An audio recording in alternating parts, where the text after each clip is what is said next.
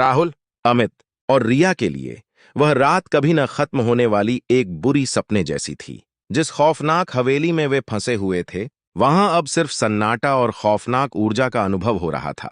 राहुल ने अपनी मुट्ठी में कसकर पकड़े तावीज को देखा और एक उम्मीद की किरण के साथ बुदबुदाया, भगवान हमारी मदद करो।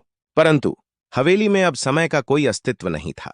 दीवारों पर लगी घड़ियों की सुइयां ठहर गई थीं और बाहर का अंधेरा उन्हें निगलने के लिए तैयार था। राहुल ने जब अमित और रिया की ओर देखा तो पाया कि दोनों के चेहरों पर भय और थकान ने अपनी जड़ें जमा ली थीं। रिया अब कुछ भी कहने या समझने की स्थिति में नहीं थी। उसकी आंखें बस एक तक उस जगह को देख रही थीं जहां वह खौफनाक साया पहली बार प्रकट हुआ था। अमित ने अपने चारों ओर देखने की कोशिश की, लेकिन हवा में कुछ ऐसा था जो उसे सांस लेने में तकलीफ दे रहा था। उसने घबराते हुए राहुल से कहा, हम यहां से कैसे निकलेंगे? राहुल, ये जगह हमें जिंदा नहीं छोड़ेगी। राहुल ने अमित के कंधे पर हाथ रखकर उसे हिम्मत देने की कोशिश की, लेकिन वह खुद भी अंदर से टूट रहा था। उसने सोचा कि अगर वे इसी तरह यहां बैठे रहे तो वह साया उन्हें एक एक करके खत्म कर देगा।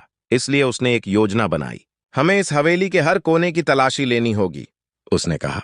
शायद हमें यहां से बाहर निकलने का कोई रास्ता मिल जाए। तीनों ने अपनी बची हुई हिम्मत को इकट्ठा किया और हवेली के अलग अलग हिस्सों की ओर बढ़े।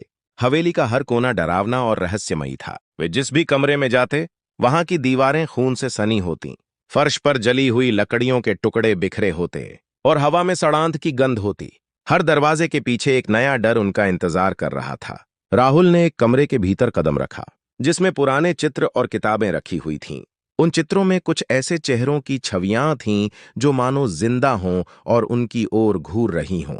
उनमें से एक चित्र में वही साया दिख रहा था जो उन्हें सताता आ रहा था। राहुल ने जैसे ही उस चित्र को छूने की कोशिश की, एक जोर की आवाज के साथ वह चित्र दीवार से गिर पड़ा और उसके पीछे एक गुप्त दरवाजा प्रकट हुआ।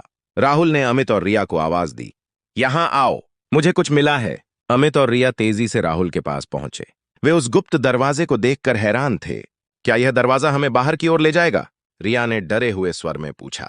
पता नहीं, राहुल ने उत्तर दिया, लेकिन हमें इसे आजमाना होगा। तीनों ने दरवाजे को धक्का देकर खोला और एक संकरी सीढ़ियों की ओर बढ़े। सीढ़ियां पुरानी और कमजोर थीं, लेकिन वे किसी तरह हिम्मत करके नीचे उतरे। जैसे ही वे सीढ़ियों के अंत में पहुंचे, उन्हें एक और बड़ा कमरा दिखाई दिया। वह कमरा पहले से भी ज्यादा खौफनाक था। उसमें सिर्फ एक चीज थी जो सबकी नजरों में खटक रही थी। कमरे के बीचों बीच एक ताबूत रखा था। रिया ने कांपते हुए कहा, यह ताबूत, इसका मतलब है कि यहां किसी की कब्र है। राहुल ने उसे शांत करते हुए कहा, हो सकता है, लेकिन हमें इसका पता लगाना होगा। राहुल ने ताबूत के पास जाकर उसे खोलने की कोशिश की, लेकिन जैसे ही उसने ताबूत के ढक्कन को छुआ, कमरे की सारी दीवारों पर खून से लिखे शब्द उभर आए, तुम्हें मौत का इंतजार है। अमित और रिया ने दरवाजे की ओर भागने की कोशिश की, लेकिन दरवाजा खुद ब खुद बंद हो गया और कमरे में बंद हो गए। तीनों को अब यह समझ आ चुका था कि उन्होंने मौत के फंदे में कदम रख दिया था।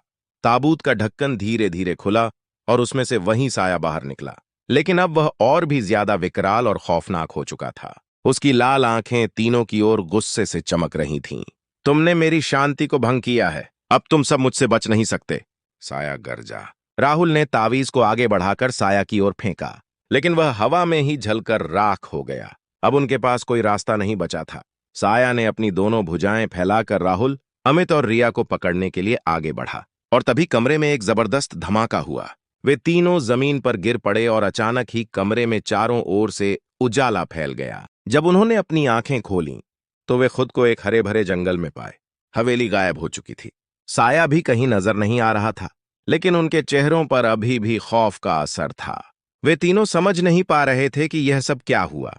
क्या वे सच में उस भयानक हवेली से बाहर आ गए थे, या यह भी साया का कोई नया जाल था? इस कहानी को आगे सुनने के लिए हमारे साथ जुड़ी रहे और हमारे चैनल स्टोरी मेकर को सब्सक्राइब कीजिए।